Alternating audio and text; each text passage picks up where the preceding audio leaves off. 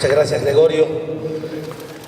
Queridos compañeros y compañeras, deseo agradecer la invitación de la Red en Defensa de la Humanidad y el Movimiento de Solidaridad Nuestra América.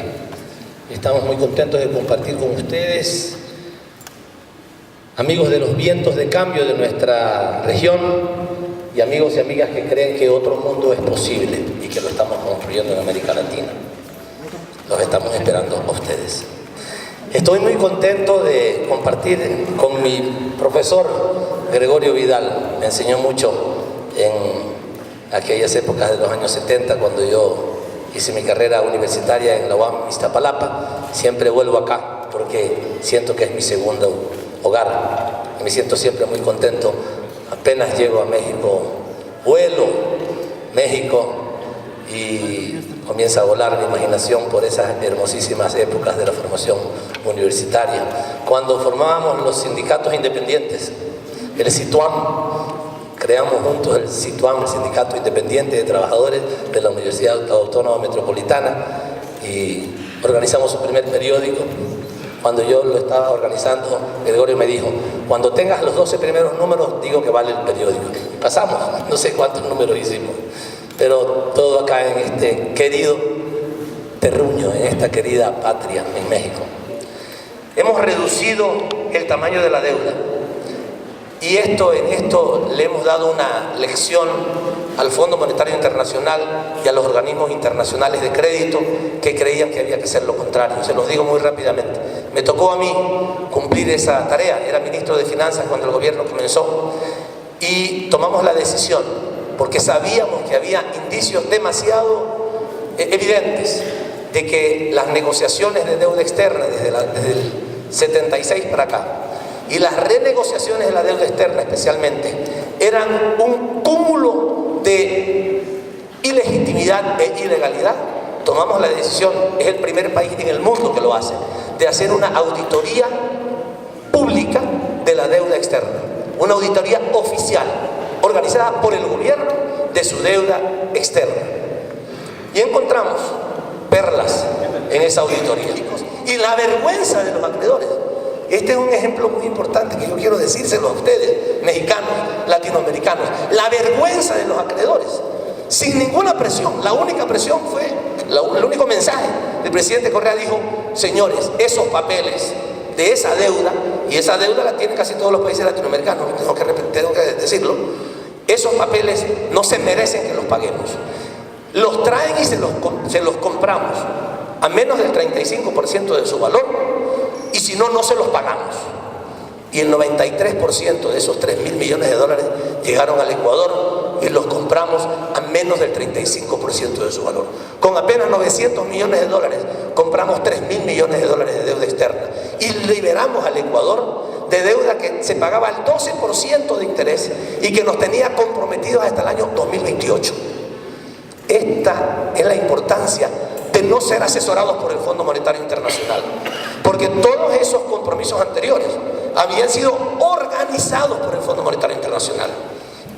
No solamente que había apoyado las negociaciones ilegítimas e ilegales que los gobiernos anteriores habían firmado, sino que el Fondo Monetario había organizado y le había pedido a otros organismos internacionales de crédito que apoyaran con recursos, incumpliendo sus propios estatutos. El caso concreto del Banco Mundial, que tiene solamente la autorización para dar recursos para obras de desarrollo, y en este caso, haciendo trampa, daban recursos para un supuesto proyecto de desarrollo y después lo autorizaban para hacer renegociación de la deuda ecuatoriana y para salvar a los acreedores internacionales que no tenían cómo cobrarle a un país al que lo habían empobrecido.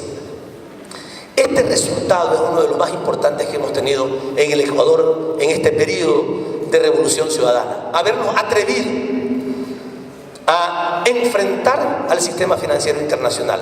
El 19 de junio del 2012, el Ministerio de Relaciones Exteriores que presido realizó un detenido y exhaustivo análisis de los cuerpos legislativos internacionales, de los convenios internacionales sobre derechos humanos, sobre asilo diplomático, sobre refugio, sobre relaciones de los estados. Realizó consultas no negociaciones, porque no negociamos esto, pero sí consultas con los gobiernos del Reino Unido y el Reino de Suecia. Mire, con reinos.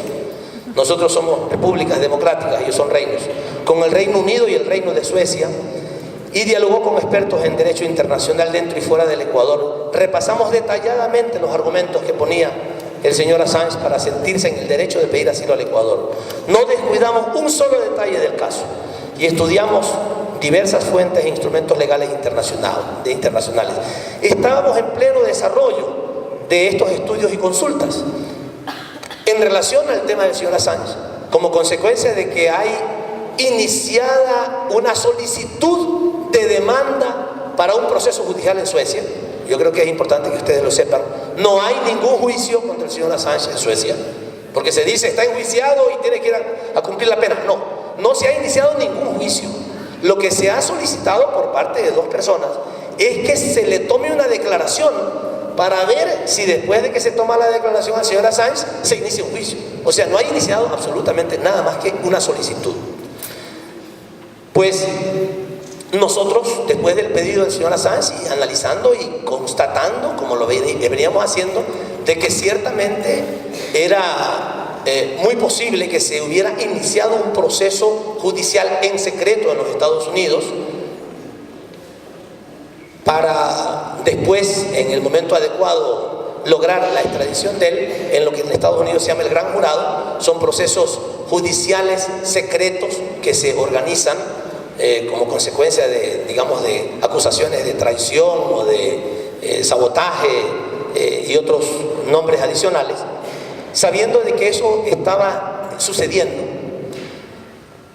y además de la manera en que se estaba procediendo con él en la cuestión que tiene que ver con el posible inicio del juicio en Suecia.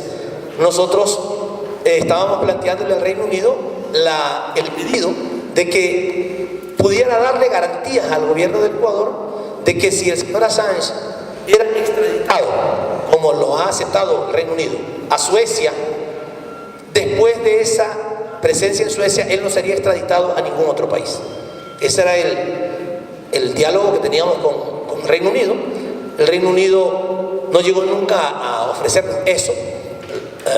Llegó a plantear que era posible que no se lo extraditara a algún país en donde se lo pudiera condenar a la pena de muerte, pero no a cualquier otra pena, por ejemplo a cadena perpetua, que también en la legislación ecuatoriana es inaceptable. Y no tuvimos esa respuesta. Igual con Suecia conversábamos sobre el tema para también tener garantías de que no sería extraditado desde Suecia a otro país, y hasta ahora incluso, pero hasta el 15 de agosto no teníamos respuesta en ese sentido. Nosotros estábamos cerca de tomar una decisión, incluso tuvimos la cortesía con el Reino Unido de ofrecerle que no tomaríamos una decisión en medio de las Olimpiadas que ellos tenían, por, digamos, no generar ninguna molestia a un evento internacional tan importante, a efectos de que no tuvieran intranquilidad en las autoridades británicas. Y después de eso estábamos dispuestos a tomar una decisión. Cuando estábamos en eso, el Reino Unido decidió enviarnos una comunicación escrita, que se la voy a leer en la parte sustancial, que nos dice, donde nos dicen lo siguiente: deben estar conscientes, más o menos tratando con un niño, ¿no? Deben estar conscientes el gobierno ecuatoriano de que hay una base legal en el Reino Unido, la Ley sobre Instalaciones Diplomáticas y Consulares de 1987, que nos permitiría, condicional, que nos permitiría tomar acciones para arrestar al señor Assange en las instalaciones actuales de la embajada. O sea, nos pusieron por escrito, como no parecía que avanzaban nuestras conversaciones, que ellos nos permitiría tomar acciones para arrestar al señor Assange en las instalaciones actuales de la embajada. Ya esto era bastante grave, porque estaban amenazándonos con un verbo incondicional de que podrían entrar en nuestra embajada. Pero ya después el siguiente párrafo era como propio de otro tipo de relaciones, ¿no? Recuerdo Chicago en los años 20. decían, sinceramente, esperamos no tener que llegar a este punto. Pero si ustedes no pueden resolver el asunto de la presencia del señor Assange en sus instalaciones, esta ruta está abierta para nosotros. ¿Ustedes se imaginan lo que es eso? Una nota diplomática contra el gobierno del Ecuador. O sea, si ustedes no nos entregan al señor Assange, entramos y lo sacamos a la fuerza, violando el espíritu y la letra de la Convención de Viena, de manera que no la quiero calificar, porque ya nosotros hemos dicho que hemos dado por superado ese tema después de que nos mandaron una comunicación posterior diciendo que nunca ellos han dicho, que nunca han hecho una amenaza y que nunca se les ocurrirá violar la Convención de Viena y que ellos no van a utilizar la fuerza. Pero esto lo dijeron, y esto está escrito en un documento oficial con el sello de la Embajada Británica. Pero hemos dicho que hemos superado esa situación, pero tenemos que comentarla, porque es muy importante para los países de América Latina. Nuestros países, el de ustedes no, pero muchos de nuestros países son países pequeños, pero somos estados soberanos, tomamos las decisiones autónomamente y tenemos el derecho a ser reconocidos como tales en el concierto internacional. Como ustedes podrán notar, la amenaza era directa y concernía a nuestro gobierno rechazarla tajantemente. Así lo hicimos y además nos vimos en la obligación de informar al mundo que a lo largo del proceso de conversaciones mantenidas por el caso Assange, el Reino Unido, igual que Suecia, no habían ofrecido las garantías que podrían habernos permitido, sin conceder el asilo, siempre y cuando lo aceptara, por supuesto, Julian Assange, si él aceptaba ir a Suecia, afrontar los cargos que podían tener, pero siempre y cuando hubiéramos tenido esas garantías y si la persona que nos había pedido asilo también estaba dispuesto a hacerlo. Pero eso no sucedió. Quiero recordarles que la Convención de Viena sobre relaciones diplomáticas y consulares no dejan ninguna duda respecto de la obligación que tienen todos los estados de respetar las sedes diplomáticas y consulares.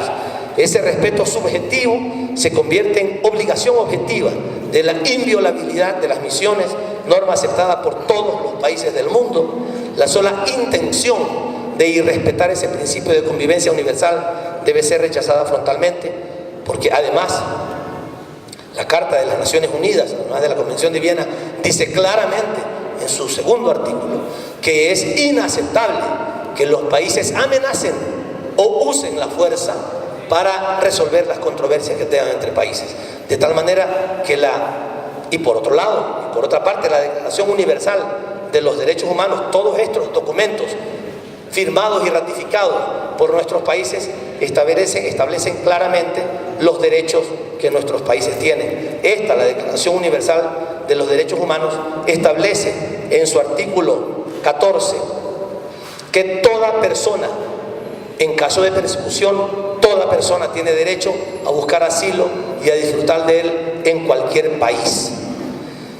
Estos elementos, respetando el derecho internacional del asilo y respetando el derecho a la vida, que creemos que está en riesgo en el caso del señor Julian Assange, le hemos concedido el asilo diplomático y ahora está protegido por el Estado ecuatoriano en nuestra embajada en Londres. Y le hemos pedido al gobierno británico que